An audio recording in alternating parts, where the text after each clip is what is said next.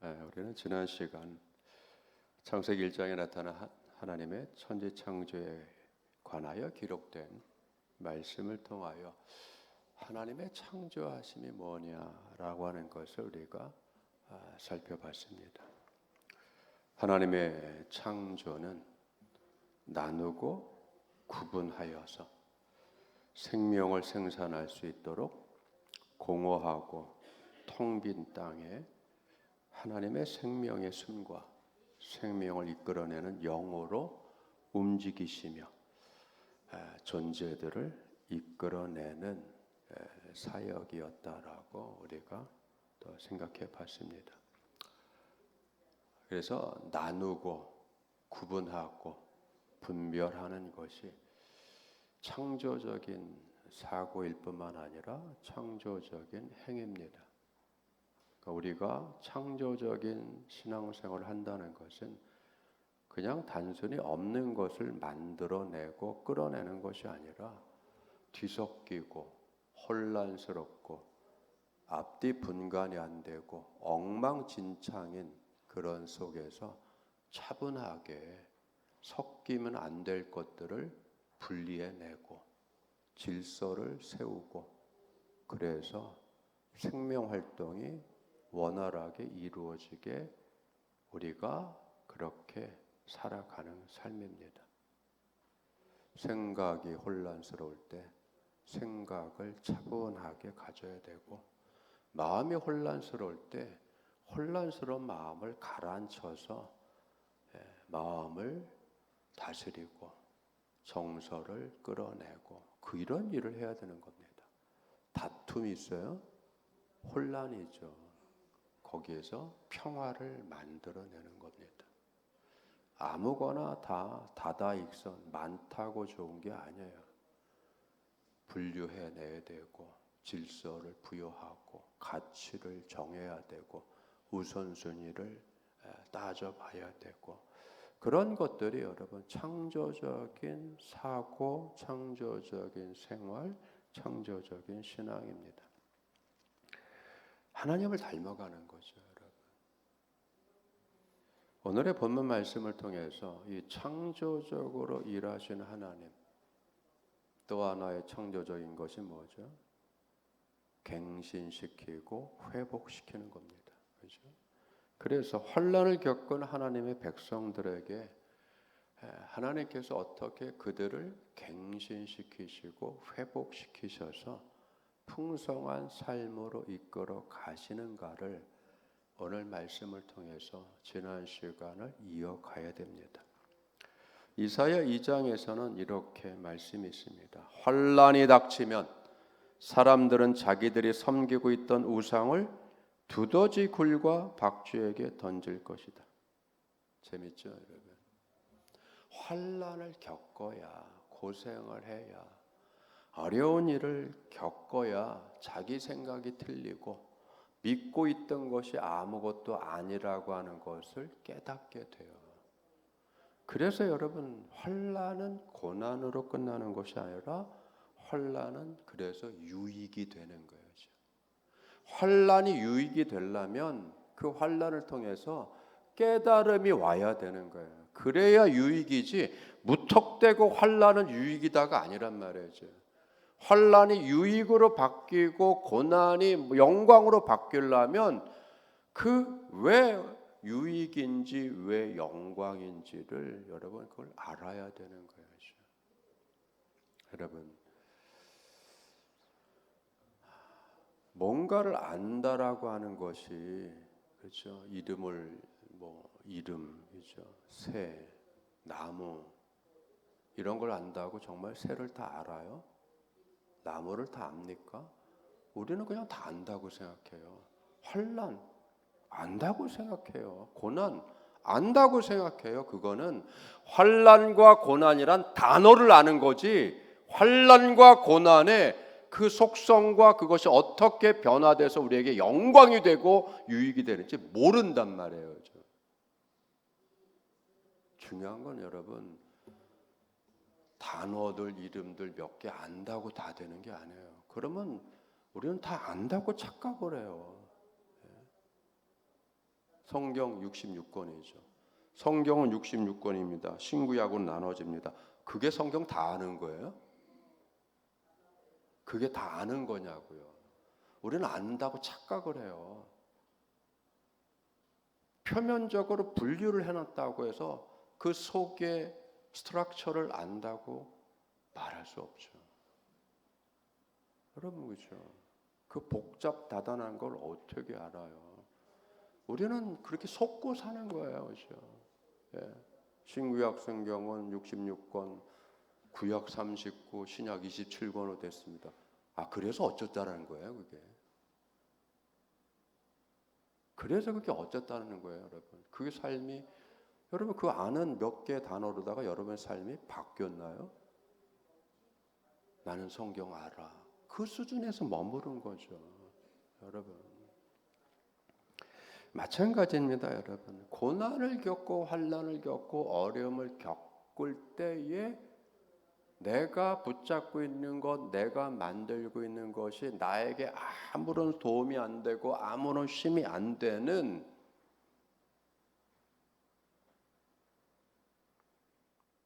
참 무익하다라고 하는 것을 깨달아야 되는 거죠. 그때 비로소 뭐가 열리죠? 하나님에 대한 은혜가 열리는 겁니다. 그렇죠? 자기를 위하여 경배하려고 만들었던 은 우상과 금 우상을 그날에 두더지와 박쥐에게 던지고, 이사야 2장 20절 말씀이죠. 여러분, 우상이 뭐죠? 우상은 사람이 자신을 위해 만든 거예요. 그렇죠? 내가 나를 위해서 만든 거죠. 그래서 성경에는 계속해서 뭐라고 해요? 너희들이 너희를 위하여 만든 것이라고 계속 표현합니다. 자기를 위하여 만든 것, 네가 너를 위하여 만든 것.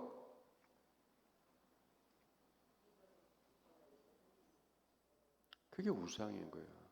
내가 나를 위해서 만든 것. 내가 만든 거예요. 내가 만들어 놓고 이것이 나에게 복을 줄 거라고 생각하고 내 인생을 활짝 열어갈 것이라고 생각하고 건강을 줄 거라고 생각해요. 여러분, 얼마나 이게 바보스러운 거예요. 자기가 만들었는데, 이 물건의 창조주가 자기인데, 자기가 창조했는데 창조된 피조물한테 나를 복주라고 하고 나를 위해서 뭐요? 어마어마한 일을 해달라고. 그러니 나보다 더 어마어마하게 큰 사건이 벌어질 때 나보다 못한 돌조가리가, 나보다 못한 나무 쪼가리가 뭘 해줄 수 있어요? 우리가 만든 사회 시스템이 우리를 복되게 만듭니까? 뭐가 복되게 만들어요?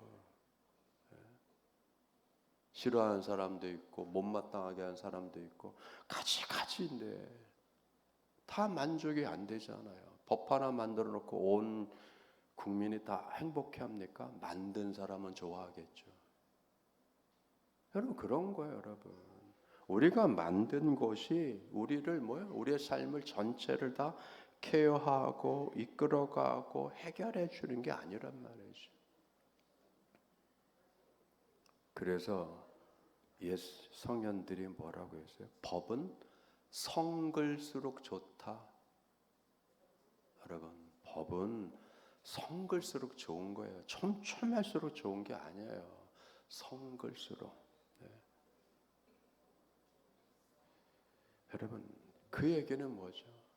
하나 만들어 놓고 요구사항이 너무 많은 거예요. 이거 해달라, 저거 해달라. 많죠, 여러분. 그런데 이런 것들이 뭐예요? 자기를 위한 신이라면 그 신은 실제 환난 날에 정말 도움이 되지 않는다라고 하는 것을 이 말씀이 우리에게 알려주잖아요. 그래서 어떻게 되죠? 심리적인 위안일 뿐이라는 뜻이죠. 우상은 심리적인 위안일 뿐이죠. 여러분, 세계적인 테너 파바로티, 그분이 어마어마하신 분이죠. 근데 꼭 무대에 올라갈 때마다 하얀 수건을 딱 잡고 올라갑니다. 왜 그런 줄 아세요? 폼을 잡기 위해서? 땀을 닦기 위해서? 아니에요, 여러분. 뭔가 잡고 있어야 돼요. 왜? 무대 공포가 너무 심해서 사람들 앞에 서서 노래를 한다는 게 너무 공포스럽고 너무 무서워서 이 마음을 달래기 위해서 그분이 택한 것이 뭐냐면 사람들이 눈치채지 않게 무대 공포증이 있다는 것을 눈치채지 못하도록 하는 것이 뭐예요? 하얀 수건을 딱 잡고 올라가는 겁니다. 이거 의지하는 거예요. 이거 여러분. 이 손수건 의지하는 거예요. 이거 꽉 잡고 노래하는 거예요. 그 어마어마한 세계적인 테너 가수도 무대 서는 게 어마어마하게 공포스럽고 짓눌러서 이거 해결하기 위해서 이거 붙잡고 가는 거예요. 이렇게 붙잡고 올라가는 거예요. 여러분, 그렇죠? 남 모르게 우리가 붙잡고 있는 거 있잖아요. 그게 환난 날에 도움이 되면 되는데 적당히 도움되다가 말면 결정적인 순간에 그게 아무런 도움이 되지 않는다고 할 때 여러분 뭐가 일어나죠? 실망과 좌절과 여러분 그렇죠? 아무것도 아니구나. 그래서 그렇게 애지중지했던 걸 어떻게 된다고요? 두더지굴에 던지고 박쥐굴에 던지고 에이 모르겠다. 있을 데 없는 건 내가 지금까지 이거 붙잡고 있었네. 던져버리는 거죠. 여러분 던질 때 구원이 일어나는 거예요. 그거 던질 때 구원이 일어나는 거예요. 그거 던질 때 하나님의 은혜가 역사하는 겁니다. 자신이 애지중지하며 섬겼던 우상을 환난의 날에 닥치고 나서야 무용지물이었다는 것 깨닫는 것. 여러분 그렇잖아요. 이스라엘 백성들이 가나안에 정착하며 살면서 그들이 꿈꾼 것은 풍요로운 삶, 즉 다산이었습니다. 다산. 많이 생산하여서 많이 거둬들여서 넉넉하게 살고 풍성하게 살고 그래서 바알을 아스타로스를 섬겼습니다. 왜? 농사의 신들이니까. 여러분 그러나 무슨 일이 벌어졌죠? 그쪽으로 가면 갈수록 어떻게 돼요? 삶은 오히려 궁핍해지고 어려워지고 복잡다단해지고 근심은 많아지고 여러분 그렇죠? 환난이 닥치자 자신들의 풍요로운 삶을 가져다 줄 것 같이 생각했던 바알과 같은 우상들이 이제는 뭐예요? 불결한 물건이 되어서 쳐다보기도 싫은 꼴보기 싫은 것이 되어서 갖다 버리게 됐다. 여러분 우리 삶에 도움이 되지 않는 것 꼴보기 싫어지잖아요. 이제. 그럼 그 전에 뭐 한 겁니까? 꼴값을 떤 거죠. 여러분 그죠? 다 그거 모셔다 놓고 꼴값을 떤 거죠. 그 꼴값 떨었다는 걸 깨달으면 얼마나 창피스러워요. 그래서 여러분 창피스럽고 공포를 느끼고 하는 건 체험을 해야 되는 거예요. 체험을 해야 되는 거예요, 여러분. 환난의 체험, 고난의 체험, 공포의 체험을 해야 그때야 비로소 뭐요? 낮아지고 겸손해지고 아무것도 아닌 걸 깨달아서 정말 복이 되고 은혜가 되는 하나님을 찾게 되는 겁니다. 여러분 오늘 말씀을 통해서 하나님의 회복이 이루어져야 함을 또 이루어지는 하나님 그 회복을 이루시는 하나님이 어떻게 일하시고 어떻게 약속하셨는지 좀 보겠습니다. 그래서 이런 의미에서 오늘 본문은 하나님과의 회복이 되는 날 하나님은 자신을 떠난 하나님의 백성들에게 그들이 원했던 것을 어떻게 되찾아 주는지에 대해서 깨닫게 해주시는 말씀입니다. 땅의 풍요로움과 가축의 번성은 하나님께로부터 내리는 뭐요? 복입니다. 복. 내가 열심히 해서 열심히 가꾸어서 열심히 길러서 되는 부분도 있지만 내가 열심으로 했다고 그 열심만으로 되지 않는 더 큰 영역이 있는 것을 우리는 깨달아야 되잖아요. 그래야 겸손해지는 거예요. 그래야 열린 마음이 됩니다. 이스라엘 백성에게 있어서 하나님과의 관계가 회복되었음을 알 수 있는 것은 뭐죠? 땅의 소산과 가축대의 생산이 넉넉하고 풍성하여지는 결과로 드러난다는 거죠. 자, 23절의 말씀. 네가 땅에 뿌린 종자에 주께서 비를 주사 땅이 먹을 것이며 곡식이 풍성하고 기름지게 할 것이며 그날에 네 가축이 광활한 목장에서 먹을 것이며. 근데 네가 땅에 뿌린 종자에 주께서 비를 내리시는데 땅이 먹을 것이다라고 우리 한국 지금 개역개정판은 그렇게 번역이 됐습니다. 그래서 조금 좀 애매해서 원문을 좀 다시 확인했습니다. 베나탄 메탈 자르아카할 디지라 엣 하 아담 땅을 하 아담이라고 했어요. 아담 에레츠라고 안 하고 하 아담에서 그 땅, 그 아담 붉은 흙이란 뜻이에요. 붉은 땅에 네가 종자를 뿌리면 주께서 비를 주사. 비를 주사가 아니라 주실 것이다 라는 문장이 떨어지는 거죠. 네가 땅에 뿌린 너의 씨에 비를 주실 것이다. 벨레헴 데보아트 하 아다마 베야하 다셴 베샤멘. 그리고 땅의 소산의 빵은 풍성하고 기름질 것이다.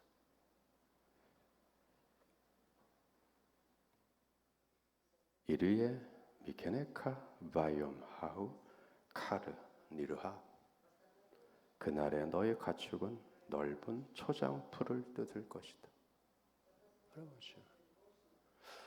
세 가지로 나눠지는 거예요. 네가 뿌린 네 땅에 네가 뿌린 씨에 하나님이 비를 내려 주셔야 되는 거죠. 여러분이 하는 모든 일들에 하나님이 은혜의 비를 내려 주셔야 돼요. 노력만으로 되는 게 아니에요. 그렇죠? 여러분, 노력만으로 되는 게 아니에요. 노력해야 되죠. 일찍 일어나야 되고 밤늦게까지 일해야 되고 땀을 흘려야 되고 해야 돼요. 하지 않고 되는 건 없어요. 그러나 그 위에 뭐가 내려져야 돼요? 하나님이 기뻐하심으로 은혜를 내려주셔야 돼요. 비는 복의 상징어란 말이죠. 하나님이 복을 주셔야 된단 말이죠. 너의 모든 하는 일에 하나님이 복을 주시고, 여러분 그렇죠? 가정에 복을 주시고 자녀에게 복을 주시고 사업자에게 복을 주시고 하나님의 복을 주신다.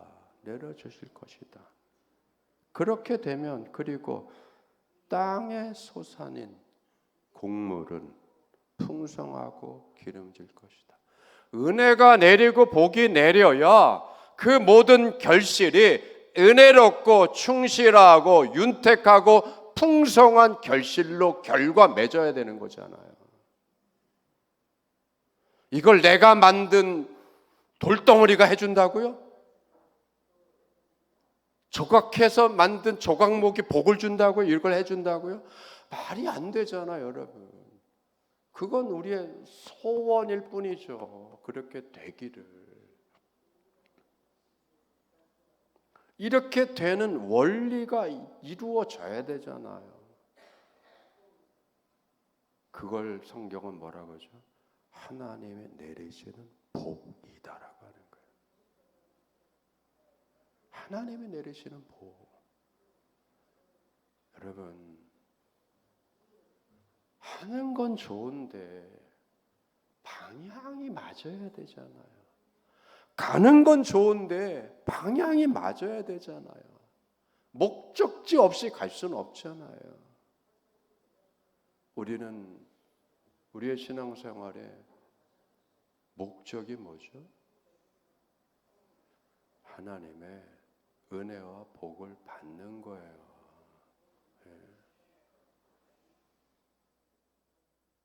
하나님의 은혜와 복이라는 게 우리의 여러분 목적이란 말이에요. 그리고 나서 정의롭게 살던 남을 도와주던 하는 거지. 하는 거죠. 사람들은 풍요한 삶에 대한 동경이 강합니다. 누구나 넉넉하게 살기를 원하죠. 그래서 나온 말이 뭐예요? 호의호식이란 말이 생겼잖아요. 좋은 옷 입고 좋은 먹거리로 배를 채우고, 여러분 비단 옷을 입고 흰쌀밥을 먹는다는 식의 아주 풍요롭고 호화스러우며 사치스러운 생활을 표현하는 금의 옥식이란 말도 만들어졌어요. 비단금이죠. 여러분 생각해 보세요. 비단으로 철철이 여러분 옷을 해 입는다. 어불성설이죠. 일반인들이 어떻게 가능해요? 왕족과 귀족 외에는 이 부가 어디서 나옵니까? 흰쌀밥, 저 위쪽 동네는 지금까지도 보리 괴기국의 흰쌀밥이 아직도 해결이 안 됐는데,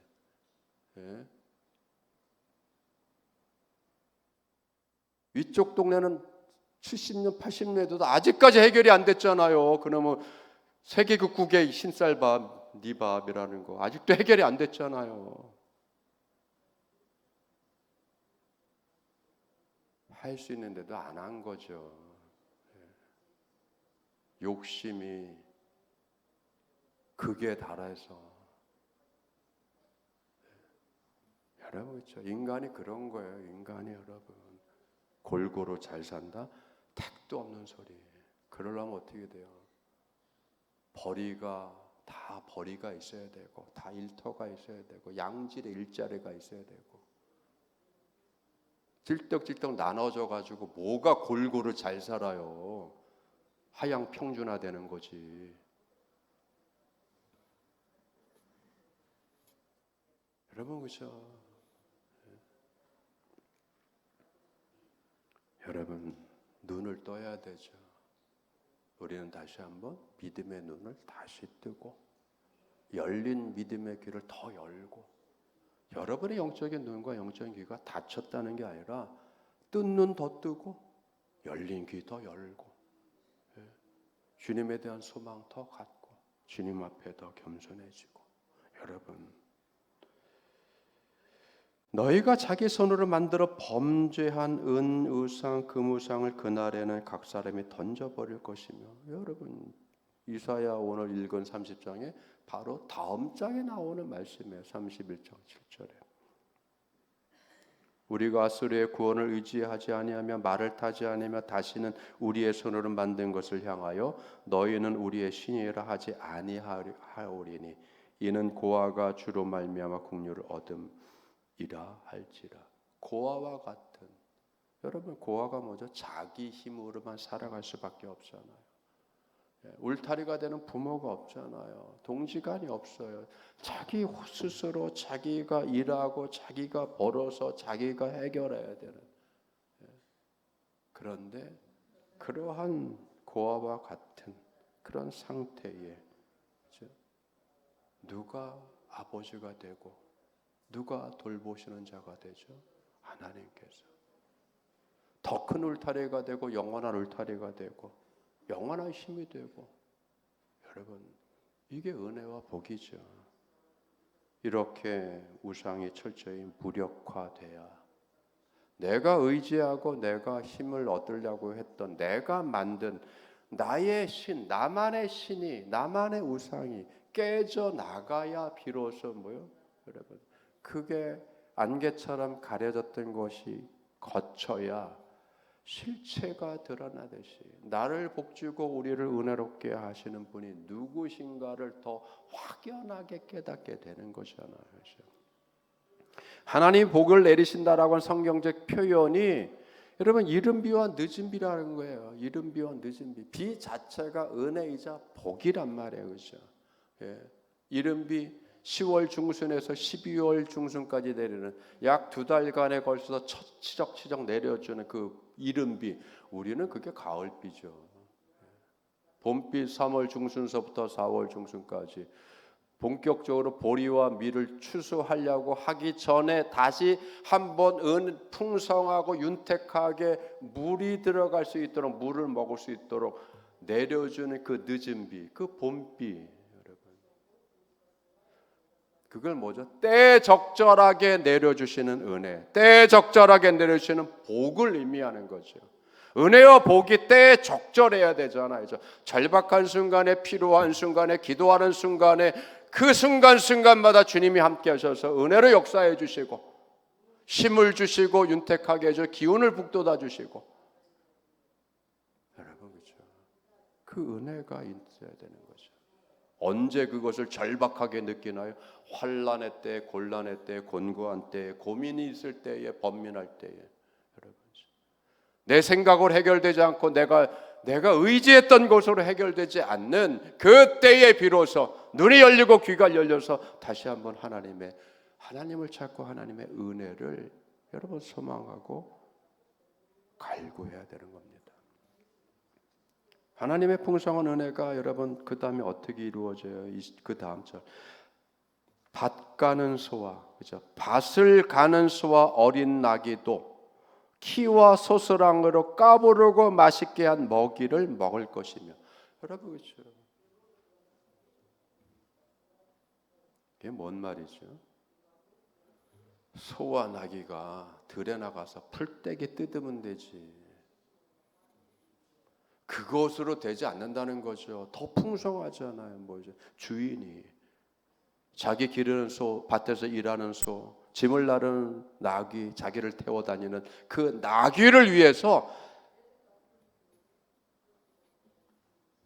보리며 콩이며 귀리며 이런 것들을 여물에 섞어서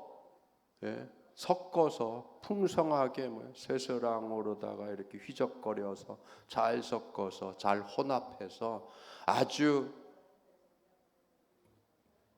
열량 좋은 혼합 사료를 준다는 뜻이에요. 여러분, 내 먹을 것도 없는데 생각해 보세요. 내가 먹을 귀리, 콩, 보리, 밀도 없는데 이걸 짐승을 준다고요?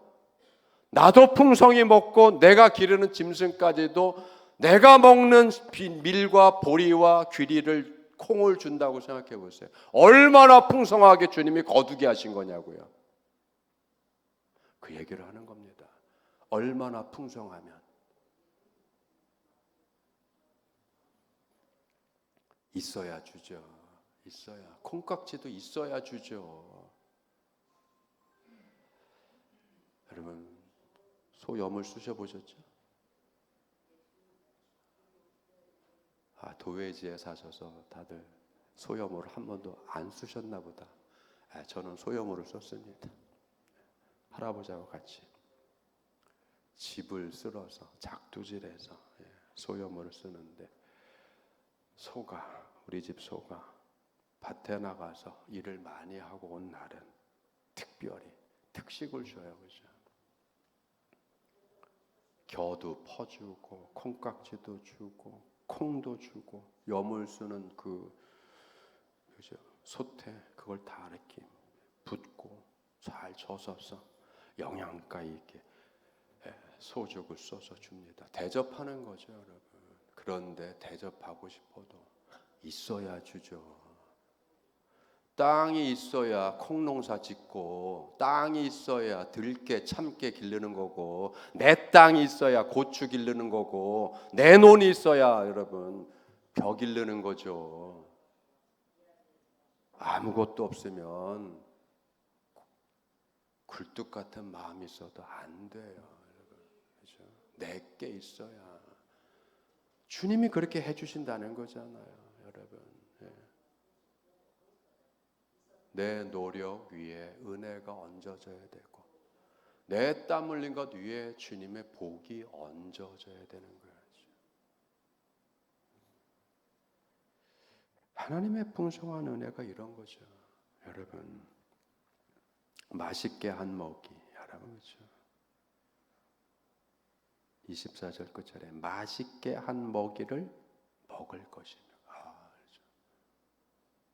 밭 갈던 소도, 짐을 나르던 나귀도 맛있는 먹이를 먹고, 영양가 있는 먹이를 먹고. 여러분, 얼마나 풍성한 거예요. 이 가정이 얼마나 여러분 풍성하고 윤택한 가정입니까? 하나님께서 세워준 가정이죠. 하나님께서 세우는 백성이죠. 하나님께서 세워주는 거죠. 그래서 신명기에 약속된 말씀이 뭡니까? 네 몸의 자녀와 네 토지의 소산과 네 짐승의 새끼와 소와 양의 새끼가 복을 받을 것이며. 내가 기르는 소가 복을 받는데요. 내 소의 새끼까지, 송아지까지 복을 받는데, 그럼 소와 송아지가 복을 받는 게 뭐예요? 맛있는 음식 먹는 거죠, 여러분. 맛난 꼴을 먹는 거죠. 팔려가지 않고, 애만 돼 팔려가지 않고, 가정이 죽사발 나가지고 돈이 필요해서 애지중지 키웠던 소를 판다고 생각해 보세요. 눈물 날 일이죠.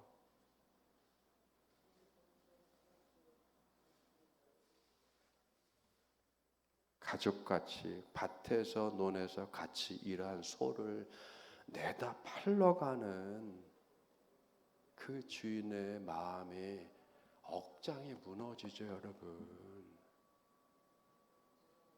송아지를 더 사와도 부족한데 팔러 나가면. 그런데 그 애지중지 키운 소, 나귀에 최고의 사료를 준다. 그런데 이런 하나님의 복을 받는 조건이 있어요. 그게 뭐죠? 여호와의 말씀을 삼가 듣고 네게 명한 모든 명령을 지켜 행하면이라는 조건절이 붙습니다. 여러분, 복 받는 데는 여러분 말씀은 조건이 붙는 거예요. 땅에서 잘 되고 장수하려면 조건이 붙어요. 무슨 조건이죠?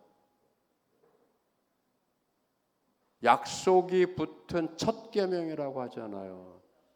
약속이 붙은 첫 계명이 뭐죠? 10계명에서 제5번째, 네 부모를 공경하라. 네 부모에게 효도하라. 효도하는 자녀를 둔 가정이 좋은 거예요. 효도를 하는 남편을 둔 아내가 좋은 거예요. 효도를 하는 아내를 가진 남편이 좋은 거예요. 왜죠? 하나님이 복 주신다고 하잖아요. 왜 그 어렵게 생각하세요, 그거를?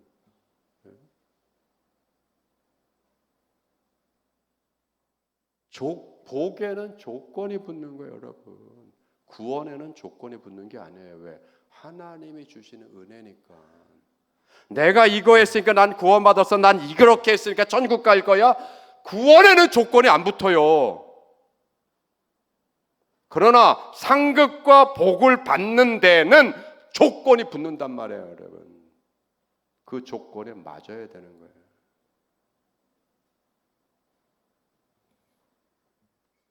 하나님의 치유와 회복의 은혜가 그 다음 따라가지 않아요.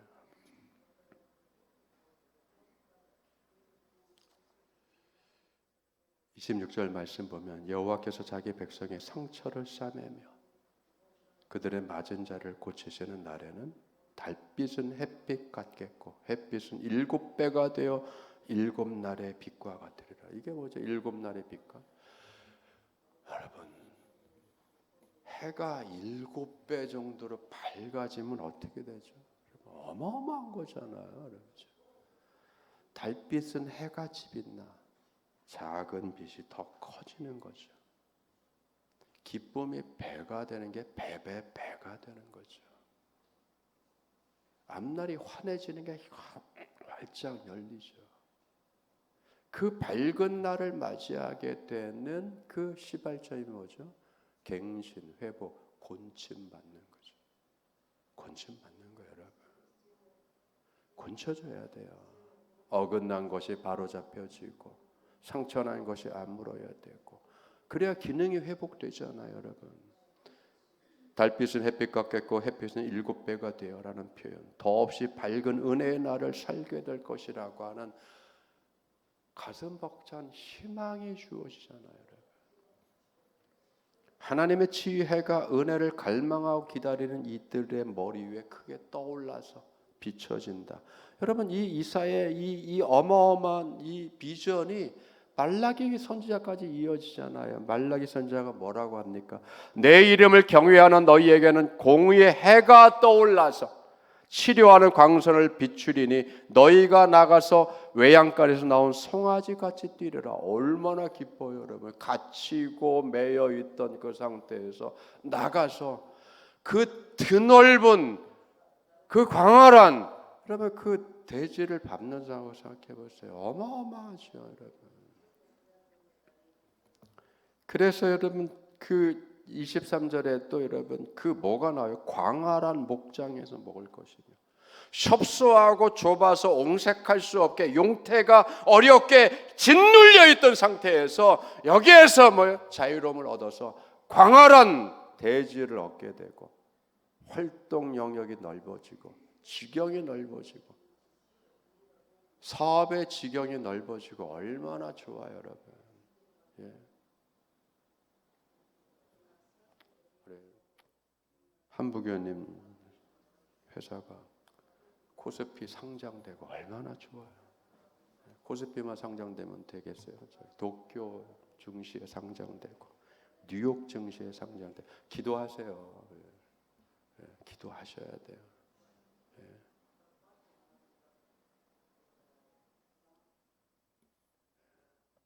우리 한부교님 사업을 위해서 기도해 주시기 바랍니다.